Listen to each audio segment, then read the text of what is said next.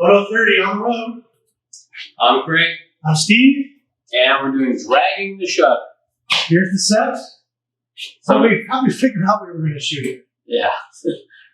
Some of you recognize it, the Kitchen, the 8 Studios. We figured it would be convenient since we had a lot of props. Make it look like someone's working at the computer. So we turned on these 2 computers. You can see we've got softbox here. That's going to be our main light. Again, that alien view in the softbox. And so as you saw in the other video, we started to build the shots. We had some captures where the place is dark, some captures where it is just the room light, and so how it builds. Now, you can see there's all the lights are on now. That's what we arrived at eventually. When we first started looking at the space, Just outside. we had these lights off. Turned off these lights. We had these overheads off. We had the ones out in the studio off. And then we turned on this light for interest. We're thinking about trying to build story. Like Craig said at the beginning, someone sitting at the computer working on some photography. We have this room setting. You can see the studio in the background. 3-dimensionality, foreground, middle ground, background. And that's the reason why we built this. The lights carry you through the imagery, through the set. And having the wide-angle lens gives you the forced perspective. You can have your subject appear or seem to appear more in the foreground and all the other items farther away. So if you're working in a little smaller space than we are, you can still add that element of depth. Yeah, I think we're using a 35mm lens on this one. On a full frame, and so you might be a little bit wider for your crop frame sensor, maybe a 24, maybe even as much as an 18, depending on the size of your space. Watch out for distortion near the edges. So you can see, I think the edge of the frame is about here, and I'm just inside, so that we don't distort. If I move out here, it would really begin to distort the shape. Yeah, keeping your subject more toward the center is going to keep them from distorting. One of the things that's carried over through all of your shoots, your videos, is that we take a meter reading. And in this case, we took a meter reading for the main light off of Steve, got our f-stop.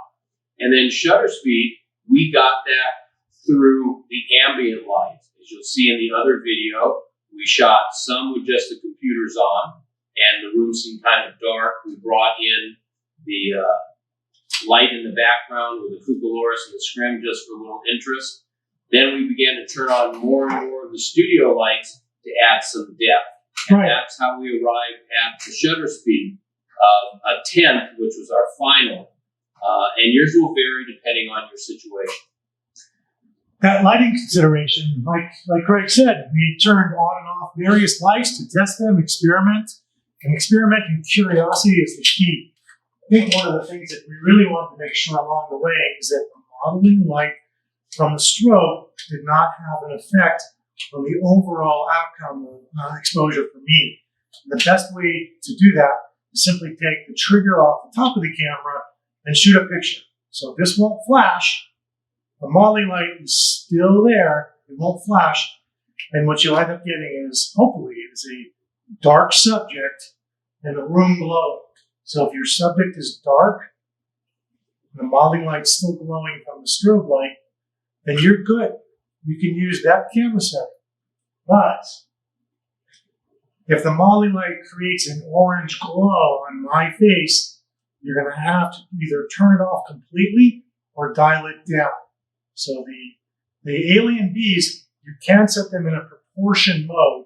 So if you're using half power, the modeling light would cut down to half power also. But fortunately, if you're up to full power, no matter what you do, the modeling light's going to always be at full power. And setting up this shot, you want to try to keep the ambient light, the room light, or wherever you're located, off of the subject as much as possible, so they're just being lit by the strobe. Then you have ultimate control because the shutter speed will control the brightness of your environment, and the f-stop is going to control both, but still, if you want to create a different relationship between your flash and the background, that's where the shutter speed comes in, So keeping the ambient light off of your subject gives you that flexibility. I hope a few of the students are starting to think right now about this computer and why doesn't this computer affect the overall look or exposure on me. And if you notice in the pictures, I'm turned slightly away from it. So you might see a little bit of a side light or a little bit of a glow here, but the main illumination for me is the strobe light from this direction. So that's why I took a pose or a turn towards camera this way, so that this light has very little, if any, effect on me.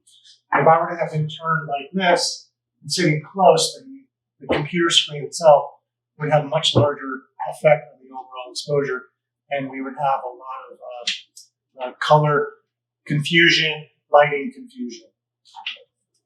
And posing is very important. You'll notice in the other video, it's Steve strikes a lot of different poses. He picks up his glasses, he puts them on, turns left, turns right, pivots on the stool, just to get a little bit different composition, because the body creates a nice angle rather than the straight shoulders toward the camera and DMV picture. So experiment. Give the direction to your subject. And you know, what I was thinking in my head is, I'm working on the computer, I'm concentrating on some pictures, and then a friend walks in, I stop working, I turn to greet my friend.